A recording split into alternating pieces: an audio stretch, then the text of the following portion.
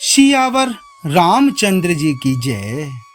रामायण बालकांड मास परायण का छठा विश्राम भाग 2।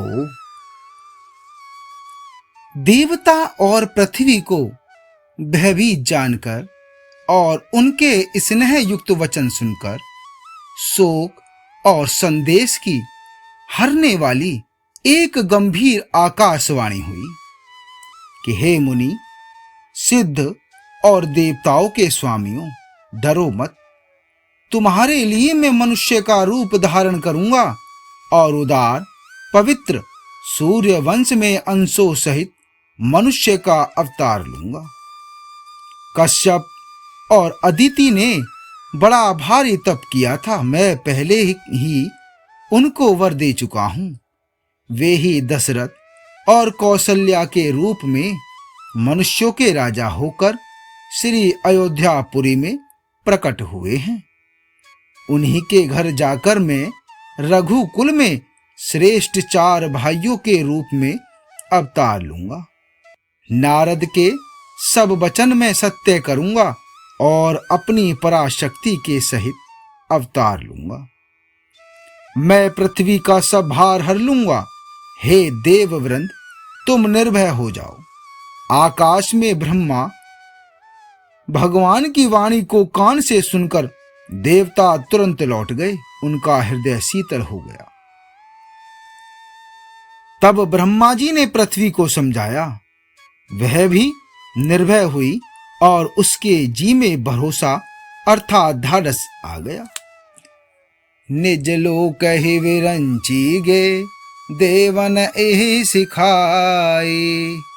बानर तनु धरि धरि मही, हरिपद सेवहु जाई। देवताओं को यही सिखाकर कि वानरों का शरीर धर धर कर तुम लोग पृथ्वी पर जाकर भगवान के चरणों की सेवा करो। श्री ब्रह्मा जी अपने लोक को चले गए। सब देवता अपने अपने लोक को गए। पृथ्वी सहित सबके मन को शांति मिली।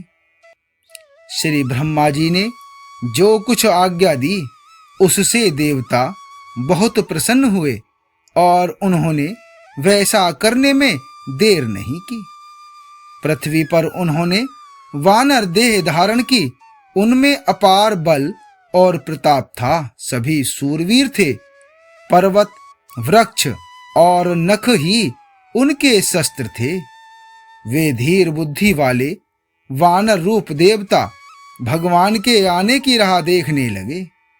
वे वानर पर्वतों और जंगलों में जहां तहां अपनी अपनी सुंदर सेना बनाकर भरपूर छा गए।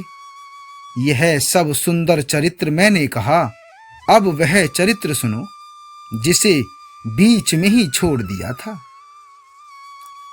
अवधपुरी में रघुकुल शिरोमणि दशरथ नाम के राजा हुए, जिनका नाम वेदों में विख्यात है।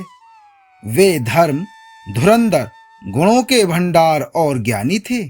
उनके हृदय में सारंग धनुष धारण करने वाले भगवान की भक्ति थी और उनकी बुद्धि में उन्हीं में लगा रहती थी। कौशल्यादि नारी प्रिय सब आचरण पुनी, पति अनुकूल प्रेम दृढ़ हरिपद कमल विनी। उनकी कौशल्या आदि प्रिय रानियां सभी पवित्र आचरण वाली थीं। वे बड़ी विनीत और पति के अनुकूल चलने वाली थीं और श्री हरि के चरण कमलों में उनका दृढ़ प्रेम था। एक बार राजा के मन में बड़ी गिलानी हुई कि मेरे पुत्र नहीं हैं। राजा तुरंत ही गुरु के घर गए और चरणों में प्रणाम कर बहुत विनय की। राजा ने अपना सारा दुख सुख गुरु को सुनाया। गुरु वशिष्ठ जी ने उन्हें बहुत प्रकार से समझाया और कहा, धीरज धरो। तुम्हारे 4 पुत्र होंगे जो तीनों लोकों में प्रसिद्ध और भक्तों के भय को हरने वाले होंगे। वशिष्ठ जी ने श्रृंगी ऋषि को बुलाया और उनसे शुभ पुत्र कामेष्टि यज्ञ कराया। मुनि के भक्त सहित आहुतियां देने पर अग्निदेव हाथ में हविष्याण खीर लिए प्रकट हुए और दशरथ से बोले, वशिष्ठ ने हृदय में जो कुछ विचारा था, तुम्हारा वह सब काम सिद्ध हो गया है। हे राजन, अब तुम जाकर इस हविष्यान पायस को जिसको जैसा उचित हो वैसा भाग बनाकर बांट दो। तब अदृश्य भये पावक सकल सबहि समुझाई, परमानंद मगन नरप हर्ष न हृदय समाई। तदनंतर अग्निदेव सारी सभा को समझाकर अंतर ध्यान हो गए।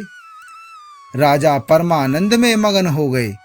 उनके हृदय में हर्ष समाता नहीं था।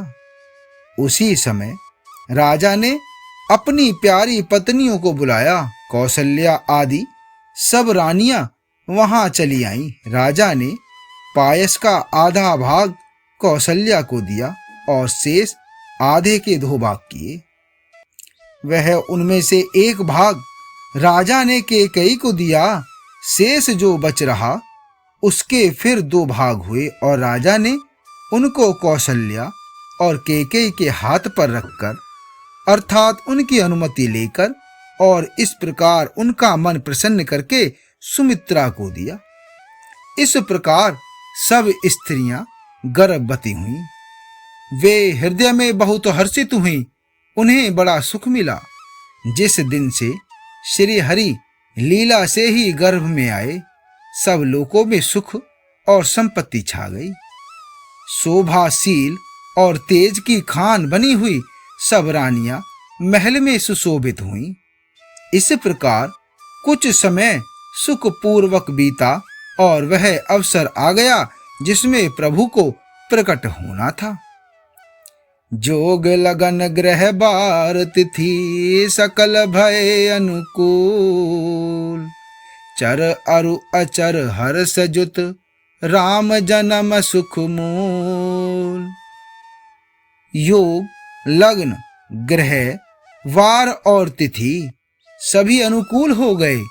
जड़ और चेतन सब हर्ष से भर गए, क्योंकि श्री राम का जन्म सुख का मूल है।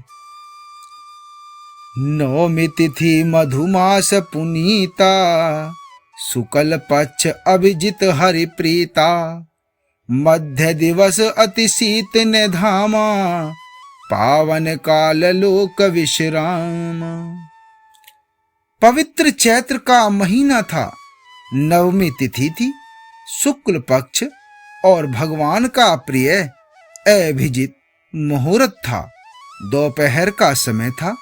न बहुत सर्दी थी न बहुत गर्मी थी। वह पवित्र समय सब लोगों को शांति देने वाला था। शीतल, मंद और सुगंधित पवन बह रहा था। देवता हर्षित थे और संतों के मन में बड़ा चाव था। वन फूले हुए थे।